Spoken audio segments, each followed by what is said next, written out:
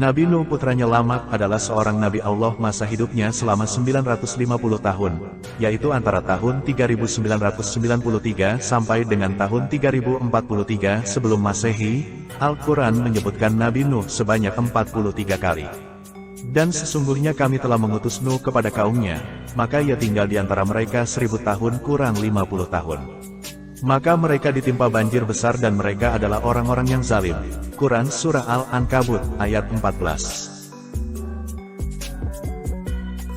Sebagaimana banjir Nuh itu juga dikisahkan dalam hampir seluruh kebudayaan manusia, banjir Nuh adalah salah satu dari sekian banyak contoh kisah-kisah yang paling banyak diuraikan dalam Al-Quran. Kengganan umat Nabi Nuh terhadap nasihat dan peringatan dari Nabi Nuh, bagaimana reaksi mereka terhadap risalah Nabi Nuh, serta bagaimana peristiwa banjir selengkapnya terjadi, semuanya diceritakan dengan sangat detail dalam banyak ayat Al-Quran. Nabi Nuh diutus untuk mengingatkan umatnya yang telah meninggalkan ayat-ayat Allah dan menyekutukannya, dan menegaskan kepada mereka untuk hanya menyembah Allah saja dan berhenti dari sikap pembangkangan mereka. Meskipun Nabi Nuh telah menasihati umatnya berkali-kali untuk mentaati perintah Allah, serta mengingatkan akan murka Allah, mereka masih saja menolak dan terus menyekutukan Allah. Tentang bagaimana kejadian itu berkembang, dilukiskan dengan jelas dalam ayat berikut. Dan sesungguhnya kami telah mengutus Nuh kepada kaumnya. Lalu ia berkata, "Hai kaumku, sembahlah oleh kamu Allah, karena sekali-kali tidak ada Tuhan bagimu selain Dia. Maka mengapa kamu tidak bertakwa kepadanya?" Maka pemuka-pemuka orang yang kafir di antara kaumnya menjawab, "Orang ini tidak lain hanyalah manusia seperti kamu, yang bermaksud hendak menjadi seorang yang lebih tinggi dari kamu. Dan kalau Allah menghendaki, tentu Dia mengutus beberapa orang malaikat. Belum pernah kami mendengar seruan yang seperti ini pada masa nenek moyang kami yang dahulu. Ia tidak lain hanyalah seorang laki-laki yang berpenyakit gila, maka tunggulah, sabarlah, terhadapnya sampai suatu waktu." Nuh berdoa, "Ya Tuhanku, tolonglah aku karena mereka mendustakanku." Quran Surah Al-Mu'minun ayat 23-26. Sebagaimana dikemukakan dalam ayat-ayat tersebut, pemuka masyarakat di zaman Nabi Nuh berusaha menuduh bahwa Nabi Nuh telah berusaha untuk menunjukkan superiornya atas masyarakat lingkungannya, mencari keuntungan pribadi seperti status sosial, kepemimpinan dan kekayaan. Karena itulah, Allah menyampaikan pada Nuh bahwa mereka yang menolak kebenaran dan melakukan kesalahan akan dihukum dengan ditenggelamkan, dan mereka yang beriman akan diselamatkan. Maka, pada saat hukuman datang, air dan aliran yang sangat deras muncul dan menyembur dari dalam tanah, yang dibarengi dengan hujan yang sangat lebat, telah menyebabkan banjir yang dahsyat. Allah memerintahkan kepada Nuh untuk menaikkan ke atas perahu pasangan-pasangan dari setiap spesies manusia dan binatang, jantan dan betina, serta keluarganya. Seluruh manusia di daratan dunia ditenggelamkan ke dalam air, termasuk anak laki-laki Nabi Nuh yang semula berpikir bahwa dia bisa selamat dengan mengungsi ke sebuah gunung yang dekat. Semuanya tenggelam kecuali yang dimuat di dalam perahu bersama Nabi Nuh. Ketika air surut di akhir banjir tersebut, dan kejadian telah berakhir, perahu induk yang besar terdampar di Judi, yaitu sebuah tempat yang tinggi, sebagaimana yang diinformasikan oleh Al-Quran kepada kita. Studi arkeologis, geologis, dan studi historis menunjukkan bahwa insiden tersebut terjadi dengan cara yang sangat mirip dan berhubungan dengan informasi Al-Quran. Banjir tersebut juga digambarkan secara hampir mirip di dalam beberapa rekaman atas peradaban-peradaban masa lalu di dalam banyak dokumen sejarah, meski ciri-ciri dan nama-nama tempat bervariasi, dan seluruh apa yang terjadi pada sebuah peradaban manusia, disajikan untuk manusia saat ini dengan tujuan sebagai peringatan. Di samping dikemukakan dalam Alkitab Perjanjian Lama, kisah tentang banjir Nuh ini diungkap dengan cara yang hampir mirip dalam rekaman-rekaman sejarah Sumeria dan Assyria Babilonia, dalam legenda-legenda Yunani, dalam Satapatha, Brahmana serta epik-epik dalam Mahabharata dari India, dalam beberapa legenda dari Wales di British Isles, di dalam Nordic Edda, dalam legenda-legenda Lituania, dan bahkan dalam cerita-cerita yang berasal dari Cina. Bagaimana mungkin bisa terjadi? Cerita-cerita yang sebegitu detail dan konsisten bisa didapat dari daratan-daratan yang secara geografis dan kultural berbeda jauh, yang saling berjauhan letaknya baik antara satu tempat dengan tempat yang lainnya, maupun dari tempat-tempat tersebut dengan tempat terjadinya banjir. Jawabannya sangat jelas, fakta bahwa peristiwa yang sama, yang saling berkaitan dalam berbagai rekaman sejarah berbagai bangsa tersebut, yang mana sangat kecil kemungkinannya bahwa mereka bisa saling berkomunikasi, mengingat masih rendahnya peradaban masa itu semua merupakan bukti yang sangat gamblang bahwa orang-orang dari berbagai bangsa itu menerima pengetahuan tentang banjir itu dari sebuah sumber ilahiyah. Nampaknya bahwa banjir Nuh, salah satu dari tragedi yang paling global di seluruh daratan dunia dan destruktif sepanjang sejarah dunia, telah diriwayatkan oleh banyak nabi yang diutus ke berbagai peradaban bangsa-bangsa dengan tujuan untuk memberikan sebuah contoh atau itibar. Dengan demikian, bisalah dipahami dengan mudah bahwa berita tentang banjir Nuh itu tersebar dalam berbagai budaya di dunia. Dikutip dari buku Bangsa-Bangsa yang Diazab, karya Harun Yahya. Beberapa hadis yang meriwayatkan dengan asal-usulnya Nabi Adam dan Nabi Nuh dari Al-Hind atau Nusantara, terutama hadis Rasul dari Al-Hakim, yaitu dari Ibnu Abbas radhiyallahu anhu telah berkata, sesungguhnya tempat pertama di mana Allah Subhanahu wa Ta'ala menurunkan Nabi Adam alaihissalam di bumi adalah di Al-Hind. Dari Ibnu Abbas radhiyallahu anhu telah meriwayatkan bahwa Sayyidina Ali radhiyallahu anhu telah berkata, di bumi tanah yang paling wangi adalah tanah Al-Hind, karena Nabi Adam alaihissalam telah diturunkan di Al-Hind, maka pohon-pohon dari Al-Hind telah melekat wangi-wangian dari surga. Dari Ibnu Abbas radhiyallahu anhu telah berkata bahwa jarak antara Nabi Nuh alaihissalam dengan hancurnya kaumnya adalah 300 tahun. Dari tanur atau tungku gunung berapi di Al-Hind telah keluar air dan kapalnya Nabi Nuh alaihissalam berminggu-minggu mengelilingi Ka'bah. Sebagian ayat perjanjian lama yang menceritakan tentang banjir Nuh.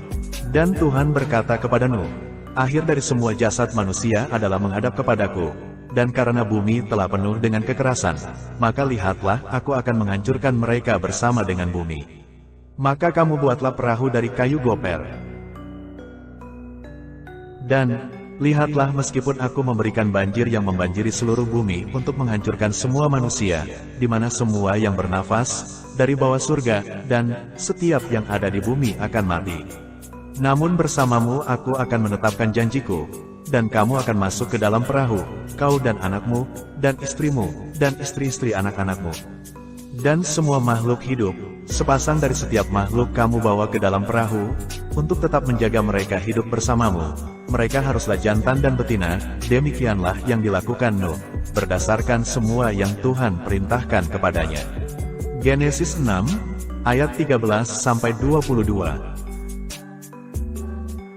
Setiap binatang yang halal kamu bawa sebanyak 7 ke dalam perahu jantan dan betinanya, dan binatang yang tidak halal kamu bawa sebanyak 2 jantan dan betinanya.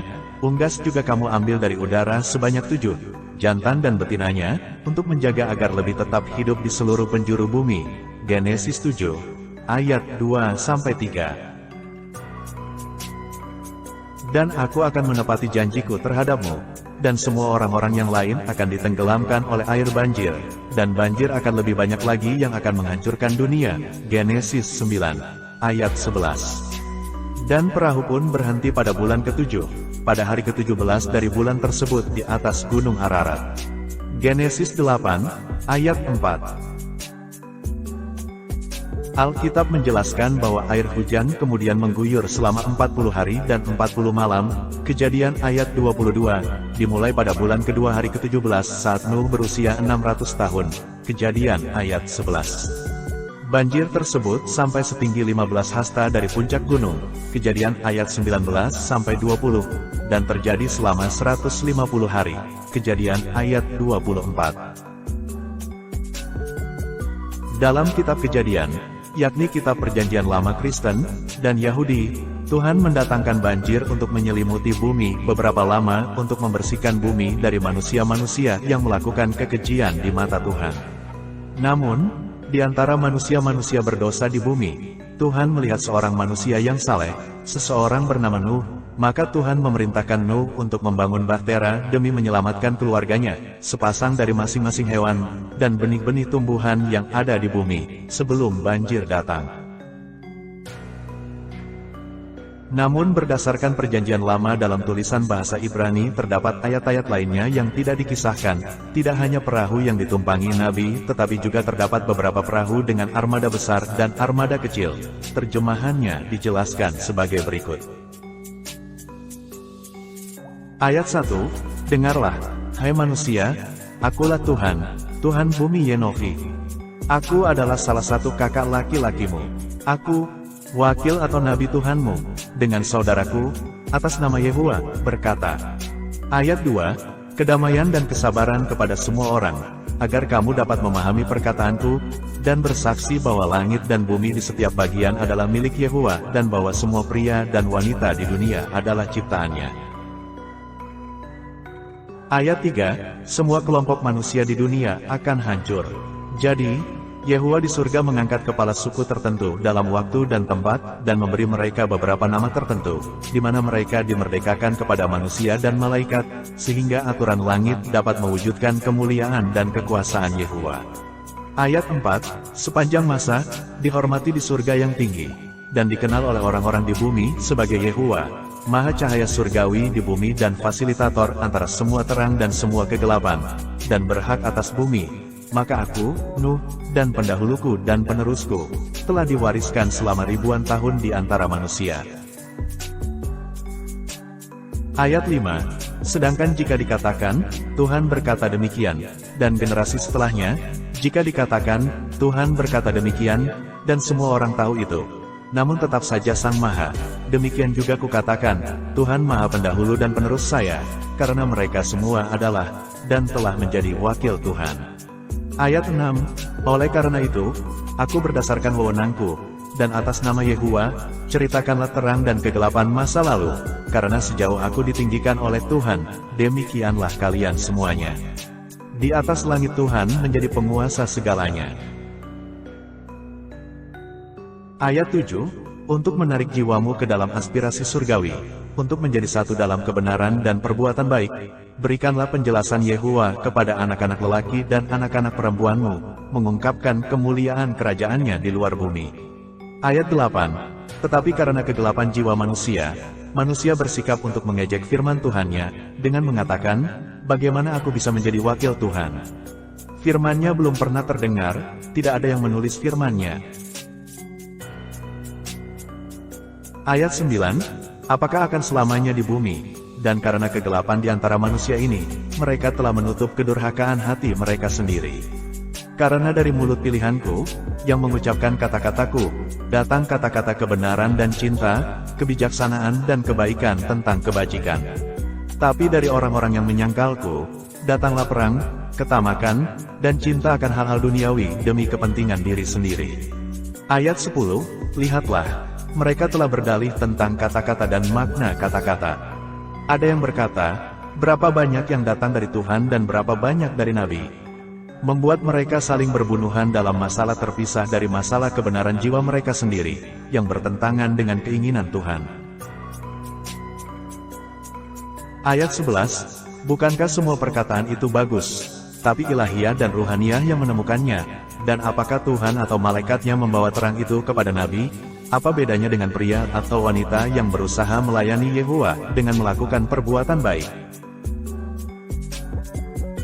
Ayat 12, beberapa telah mengatakan, lihatlah, aku telah memberikan semua yang kumiliki untuk orang miskin, dan aku bangun pagi-pagi dan mengunjungi orang sakit, dan di malam hari aku duduk dengan mereka, dan saya mengumpulkan anak yatim dan orang-orang yang tidak berdaya dan membuat mereka sangat gembira hati mereka berterima kasih kepada Yehuwa, bahwa mereka diciptakan dalam kehidupan.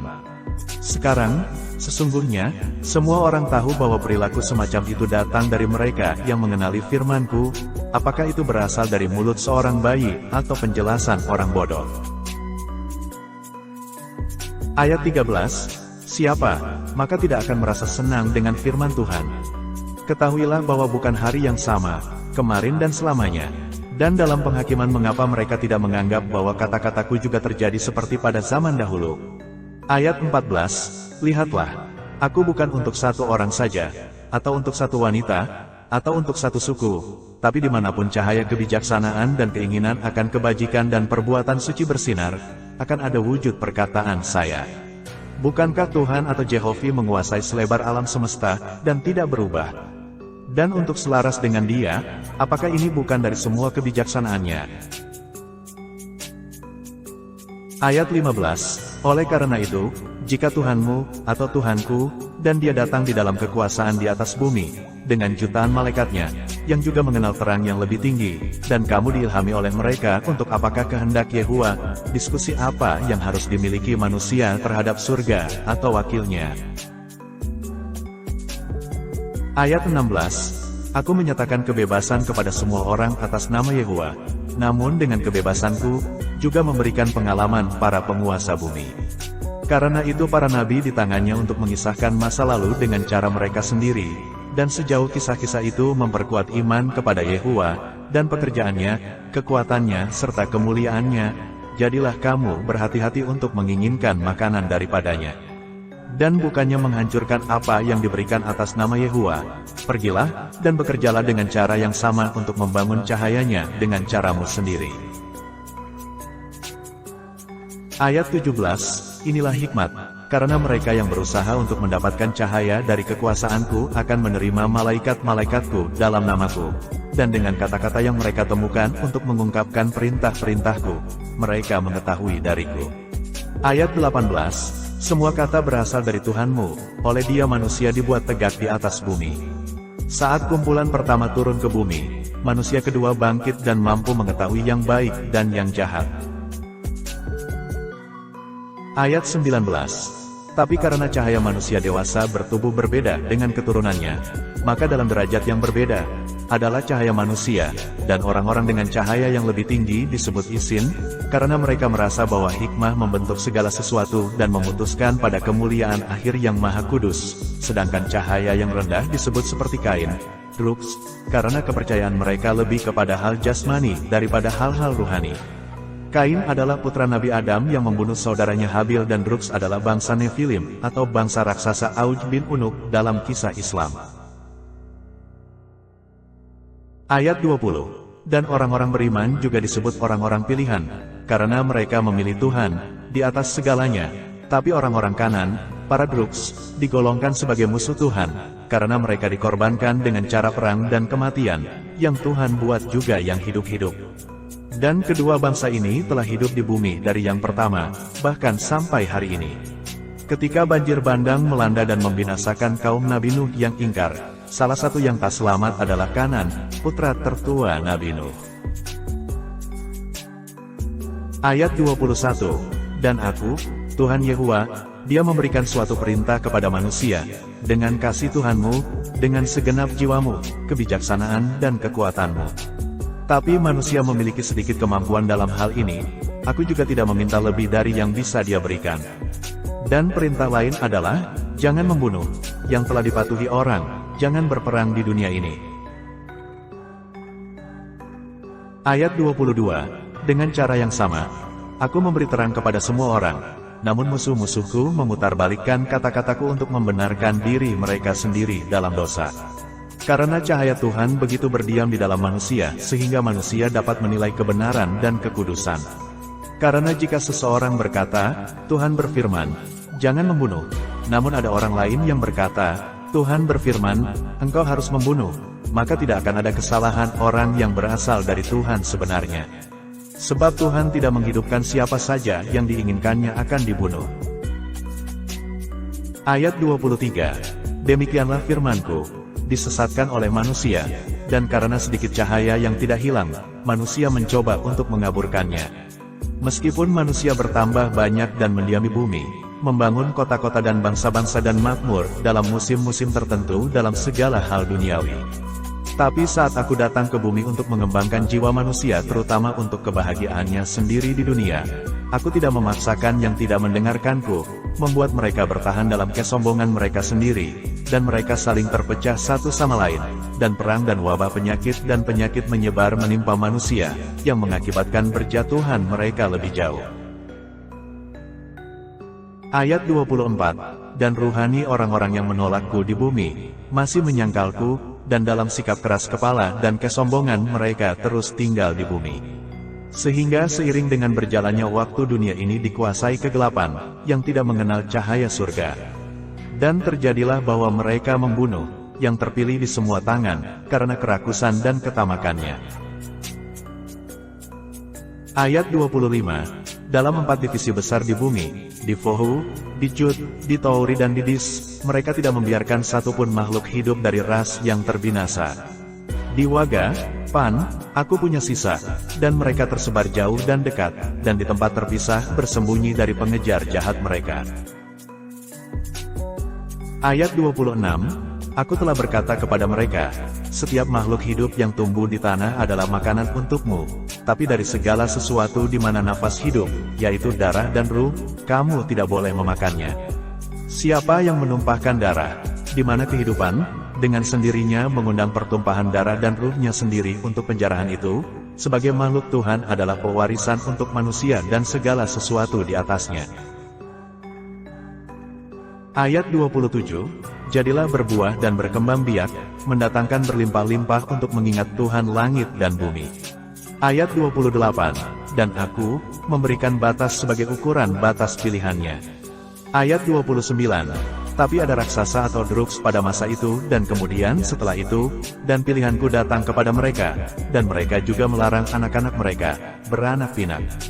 Dan daging mereka menjadi rusak, sehingga hama menghuni mereka sejak kelahiran mereka sampai saat kematian.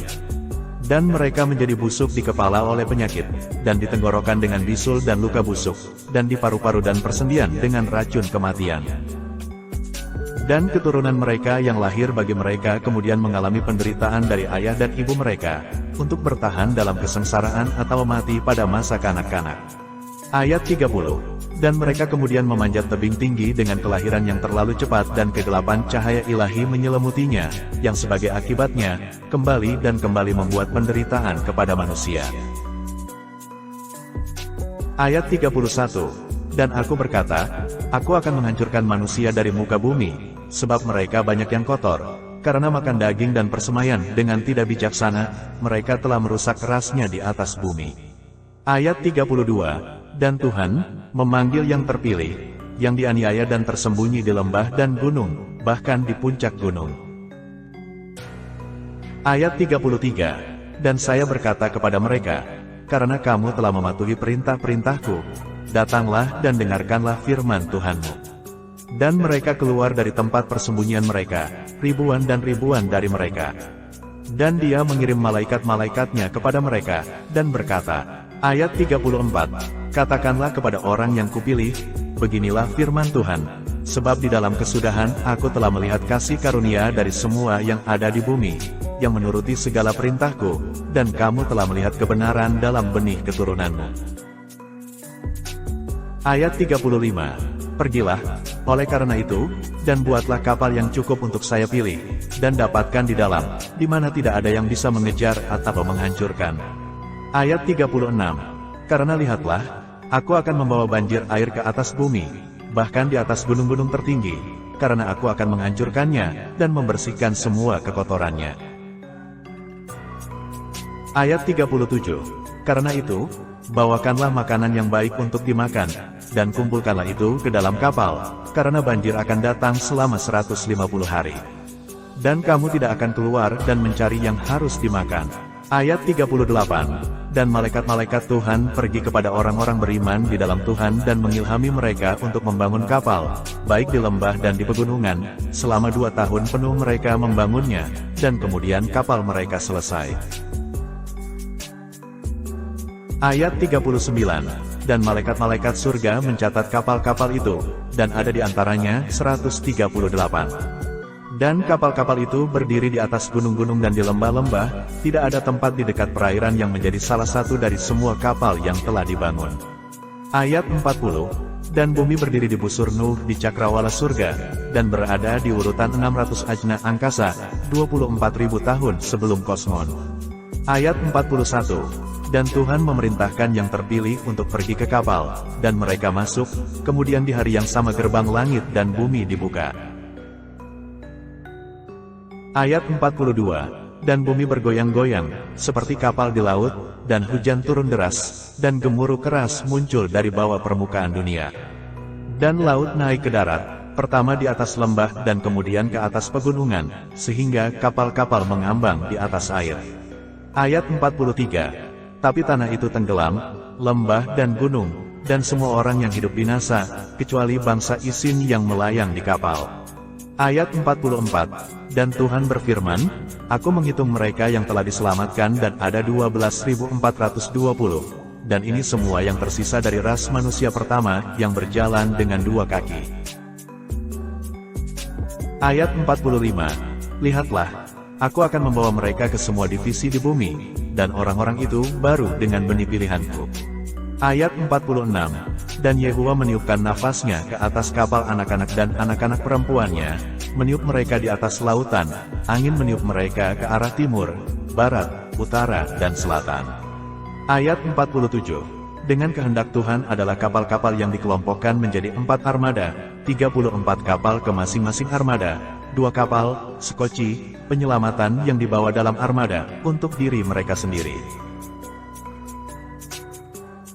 Ayat 48. Tuhan berfirman, Aku akan menamai armada yang kupilih, dan nama mereka akan menjadi kekal di bumi.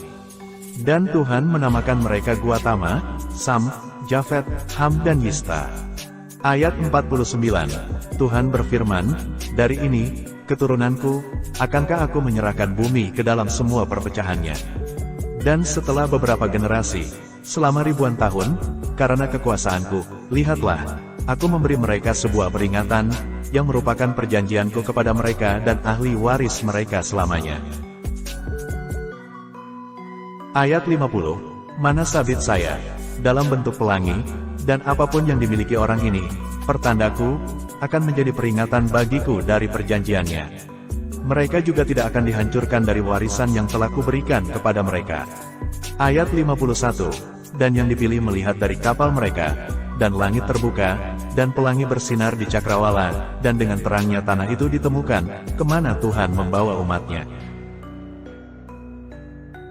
Ayat 52. Dan dalam 150 hari sejak awal banjir, kapal-kapal itu dibawa ke tempat masing-masing, seperti yang Tuhan rancang untuk mereka, maka mereka mendarat di berbagai negara di dunia. Ayat 53. Armada bernama Guatama dibawa ke arah timur, dan negara tempat mendarat itu juga disebut Guatama. Tuhan berfirman, dari tempat ini pilihan saya akan tersebar ke utara dan selatan. Tapi mereka tidak akan menghuni tanah di timur atau barat sejauh ke laut, karena mereka akan menjadi saksi pada waktunya untuk datang dari tempat pendaratan ini dari benua Pan. Ayat 54. Tuhan berkata, menderita umatku untuk memberikan nama ke tempat-tempat kemana aku memimpin mereka, untuk nama-nama ini harus ditunjukkan di era kosmon selesai di hari itu.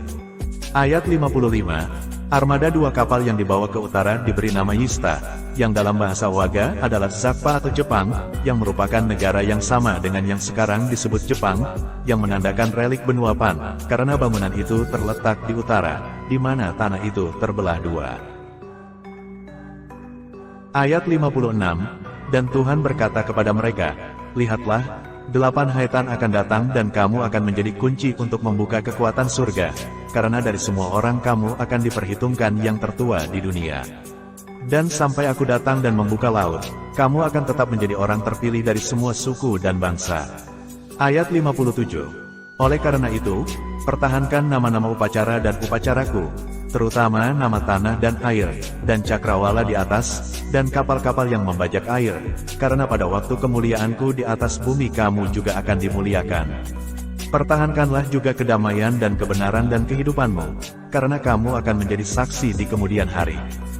Demikianlah menetap di Jepang, dan berlanjut hingga hari ini.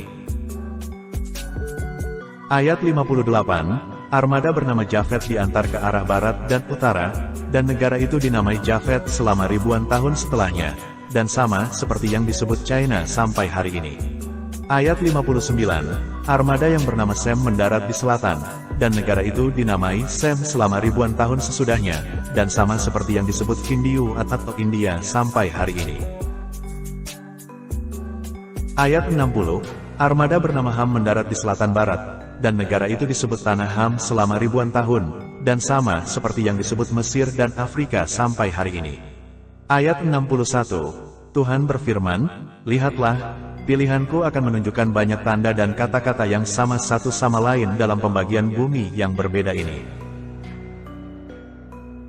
Ayat 62, mereka akan mengingat banjirnya. Ayat 63, mereka akan menyangkal berhala, tapi menyembah Tuhan Agung, Yehuwa. Ayat 64, mereka akan memiliki bulan sabit. Ayat 65, mereka akan memiliki segitiga atau piramid.